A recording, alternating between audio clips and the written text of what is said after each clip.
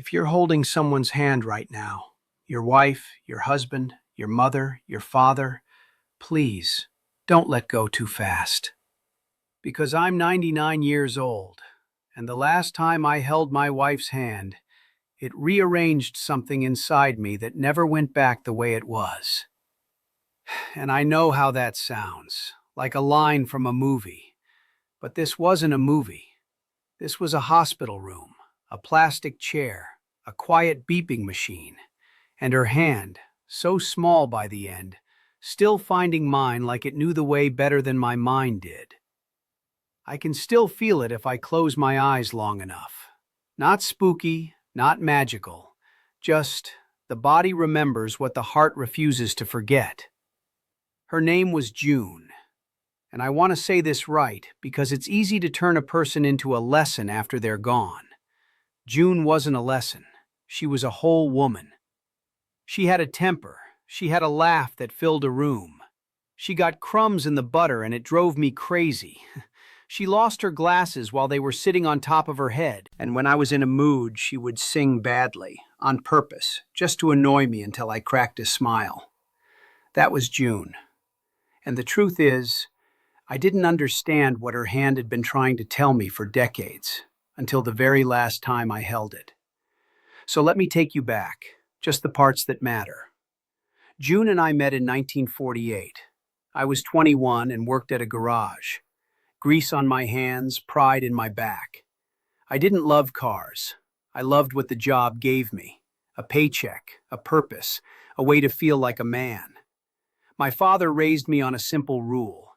Keep your mouth shut, pay your way, don't get soft.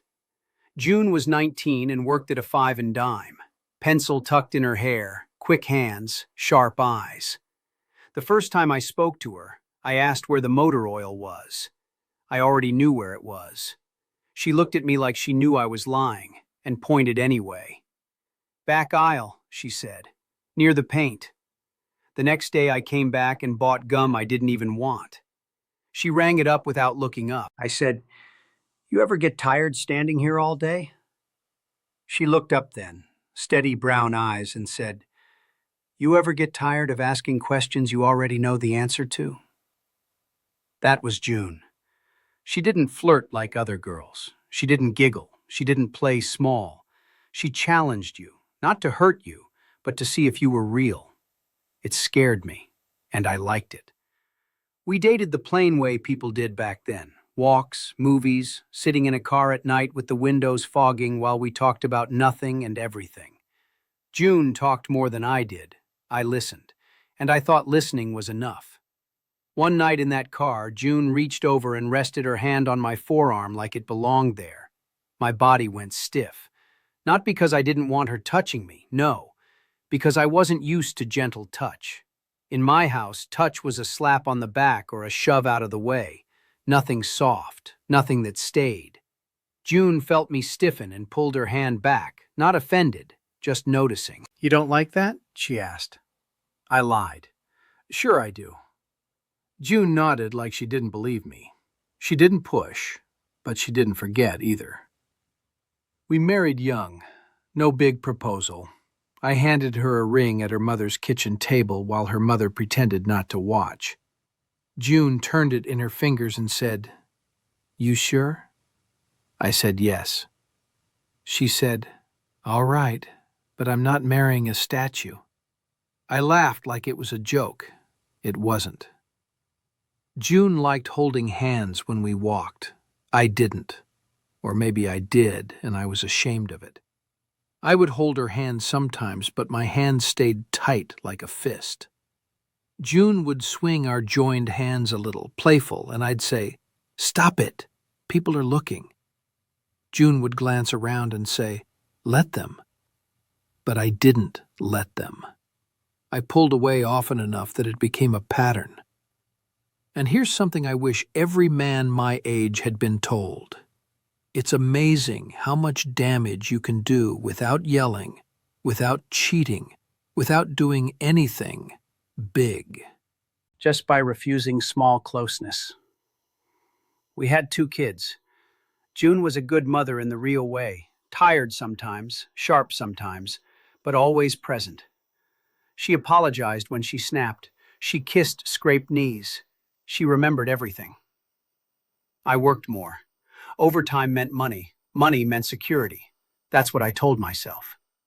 June wanted stability too, but she wanted me as well, and I kept treating that need like a luxury. She'd say, "Come sit with me," and I'd say, "In a minute," or "Later," or "I'm tired." And she'd sigh and go fold laundry or wash dishes or read by herself. And I would sit in the other room feeling irritated, like her wanting me was an accusation. I wasn't cruel. I wasn't a drunk. I wasn't unfaithful. But I was absent in a quiet way. The kind that makes a person feel alone even when you're in the same house. One night, kids in bed, June stood at the sink rinsing a pot. The kitchen light made everything look tired. She said quietly, "Do you ever miss me?" I didn't even look up. I said, "You're right here." June turned off the faucet, dried her hands slow. Then she looked at me and said, "That's not what I asked." I felt cornered.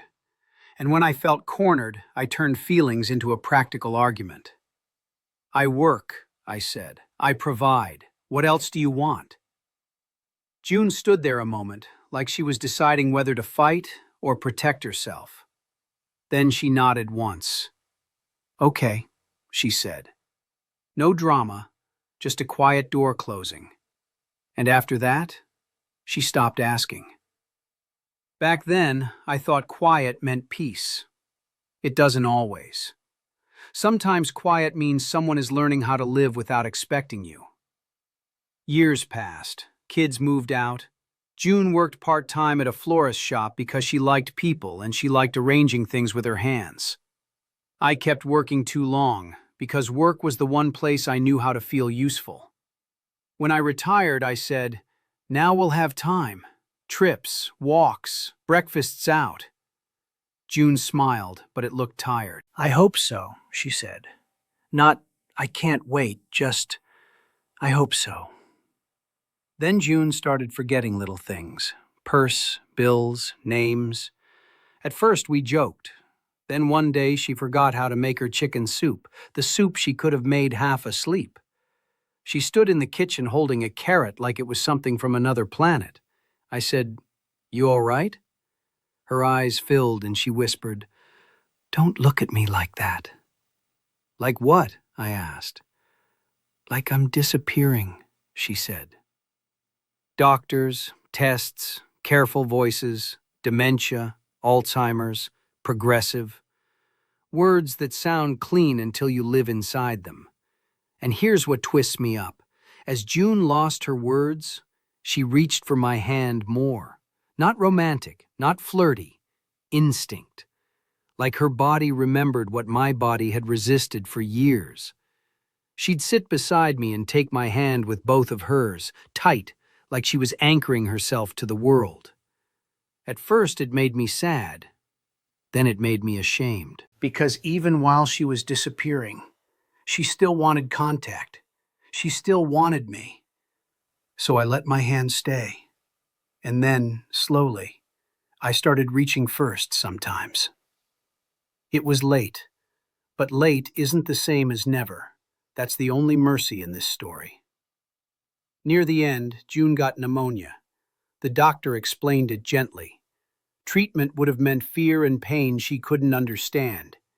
Years earlier, when she still had her mind, June told me, "When it's time, it's time. Don't make it a performance."